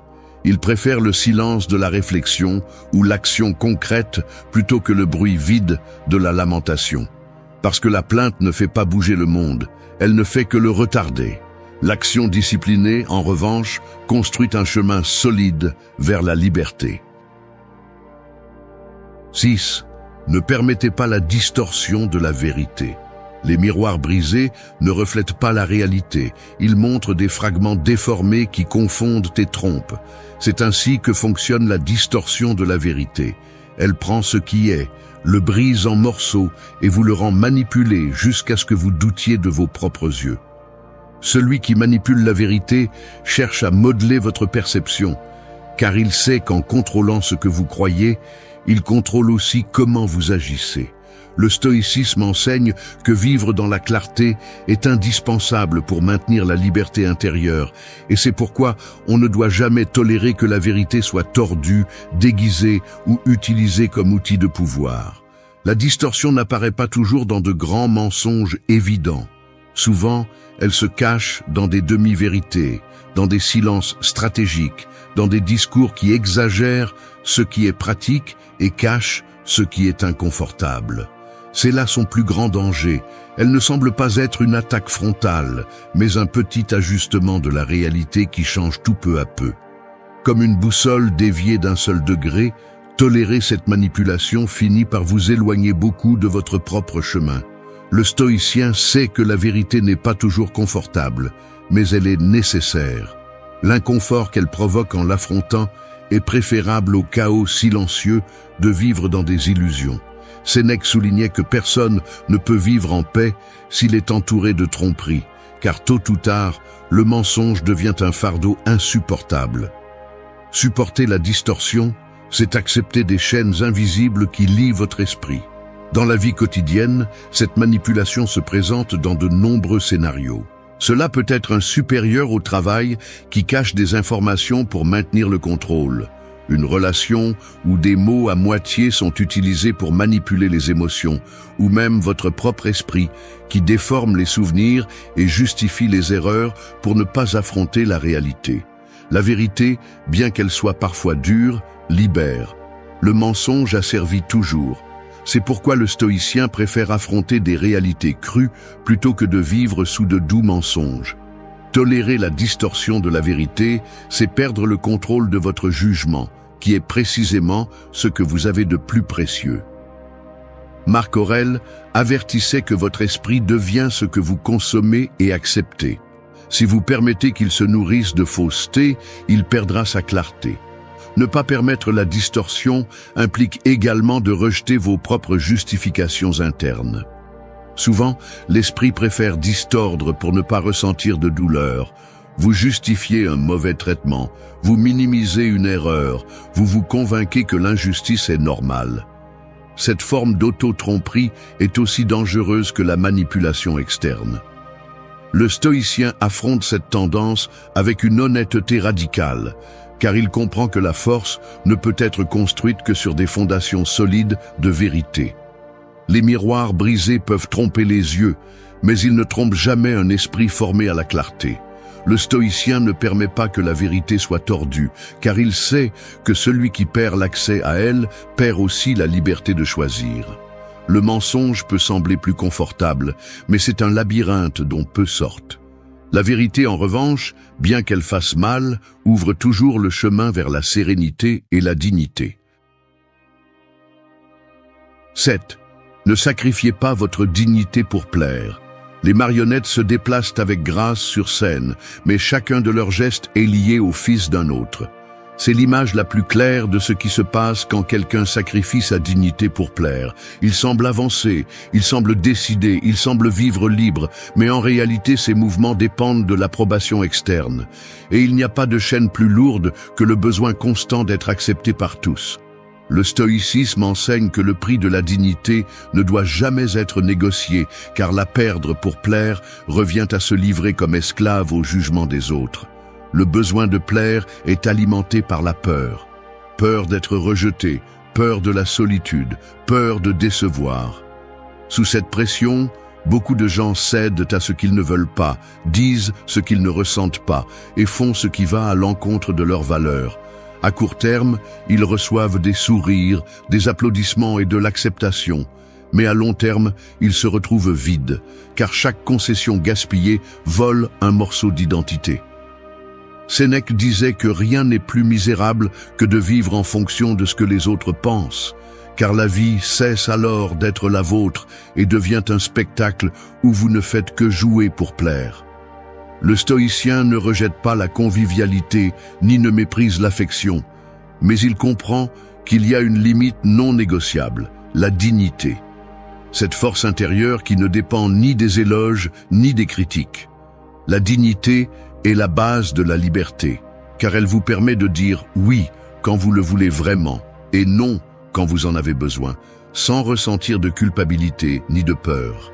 Plaire peut ouvrir des portes momentanées, mais maintenir la dignité construit des chemins solides qui ne dépendent de personne. Dans la vie quotidienne, sacrifier la dignité pour plaire peut se manifester de nombreuses façons. Accepter les humiliations pour ne pas perdre une relation, taire les injustices au travail par peur d'être pointé du doigt, sourire face à la maltraitance pour éviter les conflits. Chacun de ces actes semble être la paix, mais en réalité c'est une renonciation, et le prix de cette renonciation est toujours la perte de respect de soi. Le stoïcien ne peut pas se permettre cette perte, car il sait que celui qui ne se respecte pas lui-même ne peut exiger le respect de personne d'autre. Ne pas sacrifier la dignité implique d'apprendre à être en paix avec le rejet. Cela implique d'accepter que tout le monde ne sera pas d'accord avec vous, que tout le monde ne vous aimera pas, que vous ne répondrez pas toujours aux attentes des autres. Mais ce malaise momentané est préférable à l'esclavage de vivre sous des masques. Marc Aurèle rappelait que la dignité se mesure à la cohérence de vos actes, pas au nombre de mains qui vous applaudissent. Le respect de soi est le plus grand trésor. Celui qui le conserve ne sera jamais vide, même s'il ne reçoit pas d'applaudissements. Celui qui le perd, même s'il est entouré d'approbation, ressentira toujours un vide. Le stoïcien choisit l'inconfort d'être authentique plutôt que le confort de vivre attaché à des fils. Parce que la dignité ne se négocie pas, elle se défend. 8. Ne gaspille pas ta force à lutter contre ce que tu ne peux pas changer. Les vagues de la mer ne s'arrêtent jamais parce que quelqu'un essaie de les freiner avec ses mains. Tu peux frapper l'eau, crier aux vagues, résister de toutes tes forces. Mais la mer continuera d'avancer avec le même calme qu'elle a toujours eu. C'est ainsi dans la vie. Il y a des choses qui ne seront jamais sous ton contrôle, aussi épuisant que soit ton combat contre elles. Le temps qui passe, la mort inévitable, la nature des autres, les tournants inattendus du destin. Lutter contre l'inamovible est comme se battre avec des ombres. Tu dépenses de l'énergie, tu perds ta sérénité et tu finis épuisé sans avoir rien changé. Le stoïcisme enseigne que la véritable force ne réside pas dans la résistance aveugle, mais dans l'acceptation sage de ce qui ne peut être transformé. L'obsession de changer ce qui est hors de notre portée est l'un des plus grands voleurs de paix. Nous nous mettons en colère contre le temps, contre le passé, contre les décisions des autres, contre des circonstances qui ne pourront jamais être inversées. Cette lutte constante nous vole de l'énergie que nous pourrions utiliser pour ce qui est à notre portée. Épictète le résumait par la dichotomie du contrôle. Il y a des choses qui dépendent de toi et des choses qui ne dépendent pas de toi. Et gaspiller de l'énergie sur la seconde, c'est vivre comme un esclave de l'impossible. Ne pas gaspiller d'énergie dans des batailles perdues ne signifie pas se résigner passivement, mais diriger sa volonté là où elle compte vraiment. Cela signifie agir avec discipline sur ce que tu peux influencer et lâcher prise sur ce qui échappe à ton contrôle. Cela signifie comprendre que tous les problèmes ne méritent pas ta guerre, car la plupart de ces guerres n'existent que dans ton esprit. Le stoïcien choisit ses batailles avec soin, sachant que l'énergie est limitée et doit être utilisée pour construire, pas pour détruire. Dans la vie quotidienne, cela se reflète dans des exemples simples mais profonds. Quand tu t'accroches à changer une personne qui ne veut pas changer, tu perds de la force. Quand tu essaies de contrôler ce que les autres pensent de toi, tu perds de la force. Quand tu luttes contre le passé en souhaitant qu'il ait été différent, tu perds de la force. Chacune de ces batailles est un océan impossible à contenir avec les mains. Le stoïcien reconnaît l'impossibilité et, au lieu de gaspiller de l'énergie, la dirige vers son caractère, vers ses décisions, vers son propre domaine intérieur. L'acceptation stoïcienne n'est pas une faiblesse, c'est de l'intelligence émotionnelle. C'est l'art de voir clairement ce qui est et de choisir comment réagir. Il ne s'agit pas de se rendre, mais de s'adapter avec sagesse, comme le navigateur qui ne maudit pas le vent, mais qui ajuste les voiles pour avancer au milieu de la tempête. C'est la force qui ne s'épuise pas, mais qui se multiplie à chaque décision consciente. Le plus grand triomphe est de comprendre que ta force est sacrée.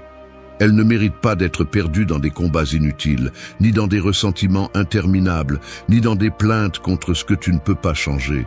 Elle mérite d'être utilisée pour ta croissance, pour ta discipline, pour ta sérénité. Le monde ne changera pas parce que tu t'opposes à sa nature, mais ta vie changera lorsque tu choisiras où concentrer ta volonté. Ne gaspille pas ta force contre les vagues du destin. 9. Vaincre ton ennemi sans lever le petit doigt. Le feu ne s'éteint pas toujours avec de l'eau. Souvent, il s'éteint de lui-même parce qu'il cesse de recevoir de l'oxygène. Il en va de même pour les conflits. Ils ne sont pas toujours gagnés par des attaques, des cris ou des confrontations directes, mais par le calme stratégique qui prive le chaos de nourriture. La vraie victoire ne consiste pas à t'épuiser en te battant, mais à te maîtriser tellement que l'autre n'a plus où frapper. Le stoïcisme enseigne que la persuasion la plus puissante ne se trouve pas dans la confrontation physique ni dans la vengeance, mais dans la fermeté silencieuse qui désarme n'importe qui sans avoir besoin de violence. Vaincre sans lever le petit doigt ne signifie pas être faible, cela signifie être maître absolu de toi-même, parce que celui qui réagit avec colère cède son pouvoir, tandis que celui qui reste calme le conserve tout. L'ennemi attend ta réaction, se nourrit de ta fureur, cherche à t'entraîner sur son terrain. Mais quand ta réponse est la sérénité, quand ton esprit ne cède pas à l'impulsion, la confrontation devient une défaite pour lui. Sénèque le disait clairement, celui qui te met en colère te domine. Résister à cette provocation, c'est le vaincre sans avoir besoin de le toucher. La persuasion stoïcienne n'est pas de la manipulation, c'est de l'influence basée sur la force de l'exemple. Une attitude ferme, cohérente et sereine inspire plus de respect que 1000 discours. Quand tu ne tombes pas dans les provocations, quand tu démontres que ta valeur ne dépend pas de ce que l'autre essaie de te faire, tu envoies un message fort. Il n'y a aucun moyen de te briser. Cette image parle plus fort que n'importe quel argument. Dans la vie quotidienne, cela signifie apprendre à gérer les attaques avec clarté. Quand quelqu'un t'humilie, ton silence sûr est plus blessant qu'une réplique impulsive. Quand quelqu'un cherche à te manipuler, ton calme ferme met en évidence son jeu. Quand quelqu'un essaie de s'imposer avec des cris, ta sérénité le confronte avec le vide de son propre débordement. Le stoïcien ne gagne pas parce qu'il détruit l'autre, mais parce qu'il refuse d'être entraîné sur le terrain de la médiocrité. Le stoïcisme enseigne que la force intérieure est un mur qu'aucune attaque externe ne peut abattre si tu n'ouvres pas la porte de l'intérieur. C'est pourquoi la persuasion la plus efficace n'est pas de crier plus fort, mais de montrer par tes actes que tu es inébranlable. Cette constance finit par influencer même ceux qui cherchent à te nuire, parce que tôt ou tard, ils reconnaissent la différence entre quelqu'un qui se laisse emporter par le chaos et quelqu'un qui gouverne son esprit. Vaincre ton ennemi sans lever le petit doigt n'est pas une fantaisie, c'est de la discipline. C'est le résultat d'entraîner l'esprit à ne pas réagir comme les autres s'y attendent, de cultiver la patience comme stratégie et de comprendre que le calme n'est pas une faiblesse, c'est un pouvoir absolu. Celui qui se maîtrise lui-même remporte n'importe quelle bataille sans se salir les mains. La force de la persuasion stoïcienne ne crie pas, ne frappe pas, ne menace pas. Elle reste simplement ferme, comme un rocher que ni la tempête ni les vagues ne parviennent à déplacer. Et cette tranquillité, cette sérénité indestructible, c'est ce qui fait du stoïcien un vainqueur qui n'a pas besoin d'armes. Parce que l'ennemi n'est pas vaincu par plus de violence, mais par le pouvoir de montrer qu'il ne pourra jamais toucher ton essence. Merci d'être resté jusqu'à la fin de la vidéo. Si vous avez tout vu, commentez « Je suis stoïcien » comme notre signe secret, indiquant que vous êtes un véritable apprenant du stoïcisme.